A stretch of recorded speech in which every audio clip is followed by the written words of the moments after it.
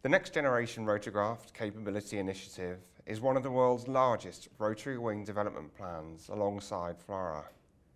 Our guest today spent 7 years at OCCAR, the intergovernmental organisation that facilitates and manages collaborative armament programmes before joining NATO's Support and Procurement Agency. His role is an exciting one for anyone interested in the future of rotary wing aviation. He's heading up the NGRC project. Cyril, welcome to Global Defence Helicopter. Can I start by asking you to update those of us watching on the NGRC programme? What stage is it at? Where is it going? And what are you working on currently? Thank you, Harry. Thank you for welcoming me for this interview. Indeed, for NGRC, we are at a very important stage, which is what we call the concept stage. That means we are collecting, exploring which are the possible concept solutions for NGRC. And this first phase will last until end of 2025. We are in the core part of this phase, exploring this concept with 3 main contractors who are working independently on the same scope. So these are Airbus, Leonardo, and Sikorsky. And we expect to have, from each of them, up to 2 concept solutions by end of 2025. So these are the activities covered by the current MOU. And last week we had very important news from our nations because 5 of them signed MOU Amendment 2 covering the concept design activities until end of 2027 to identify the NGRC solution and potentially to cover activities until end of 2029 to prepare and negotiate the contract for the development and production of the winning bid for the NGRC solution. And those prototypes, are you encouraging them down a certain route in terms of tilt rotor or twin axle or dual rotors, or are you totally at a blank canvas at the moment? Currently I like to say often that we are agnostic. So that means we prepared, so we don't have requirements ready yet for NGRC because as I said, we are at a concept phase. So we have what we call attributes, which are high-level expectations for the future system. And for this concept study 5, we just ask our contractors to provide these concept solutions. So against the attributes and also against a concept of operation with 11 missions. So each of them, they will come back with these concept solutions, and indeed, they can be one of the ones you mentioned. And by the end of 2025, when we have the results at the program office, we will just check against the attributes and the CONOPS, which is the best concept solution. We'll go back to our nations, and together we will decide how we are going to write the NGRC requirements. So this is after end of 2027 that we will definitely know which is the NGRC solution. Could be an helicopter, could be a tilt rotor or compound system.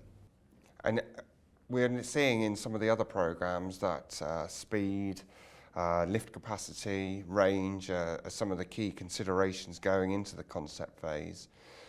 You're at a stage where that's one of probably 20, 30 themes that are being considered going into that process. Are you seeing any clear themes at the moment that are standing out? For sure, the one you mentioned, the speed, the range, are some key attributes. But nations, so indeed we have a bit less than 40 attributes, nations decided that today they are all of equal importance for the program. So it's also what we expect from the result of the concept studies to understand better which are the attributes that are mandatory to answer some of the missions of the concept of operations and which are the ones that are less important if we want to prioritize. Now we say that for other attributes that are still of high value for the nations when it's about cost through the life cycle, but we have also the ones about open system architecture that we are exploring through a dedicated study. We want to understand better which are the benefits, not only for the cost, but also for the end users. When you want to improve the capability or the capacities of your system, we want to be able to implement innovations the fastest with less impact on the way to operate the system. So these are also a key attribute, open system architecture, as well as modularity, which is key for NGRC. Again, we have 11 missions, which represent a wide scope of operations from army and transport to transport up to anti-submarine warfare. So we have a wide scope, and modularity will be a key attribute of the system.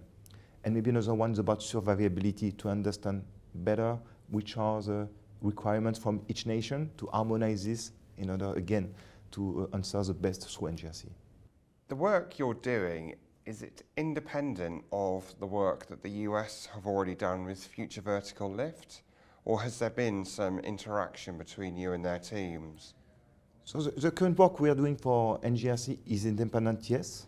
But as you know, as the new Secretary General of NATO reminded 1 week ago, we have some objectives for the NATO alliance.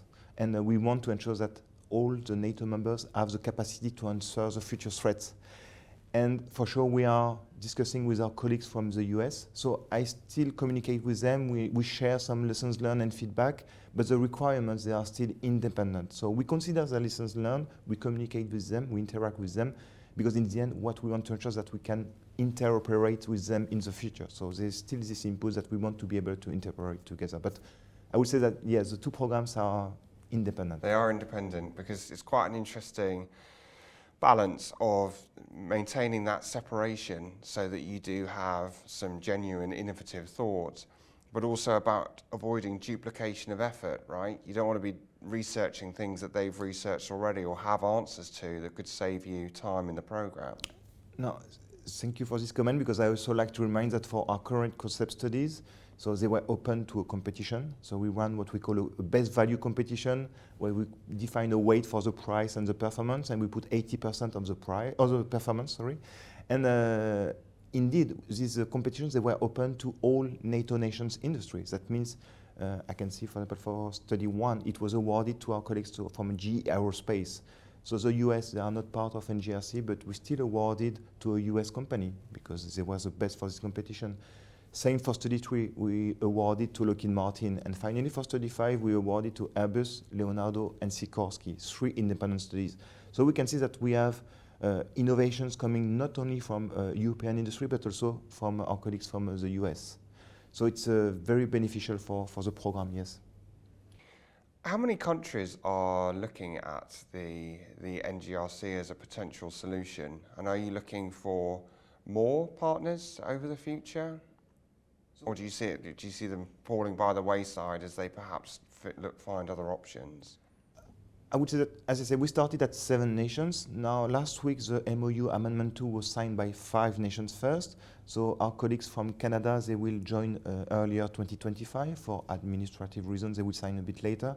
And our colleagues from Greece, they will stop contributing to NGRC after the current phase, or by end of 2025. Now, with the current nations, we are open for any new partners. We know that it will be a huge program once we go to the concept design activities. And so there is no official candidate as a new partner today, but I know that you can hear some voices, some rumors, some nations that could be interested to know a bit more about what we do.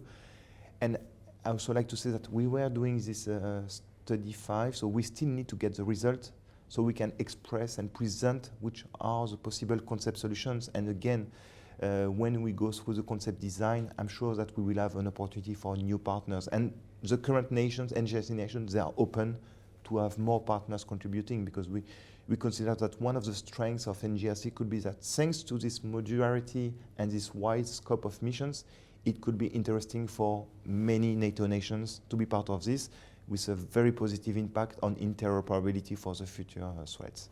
And so that's the advantage of being one of the members of the partnership, that you have direct input into the potential future design of that platform.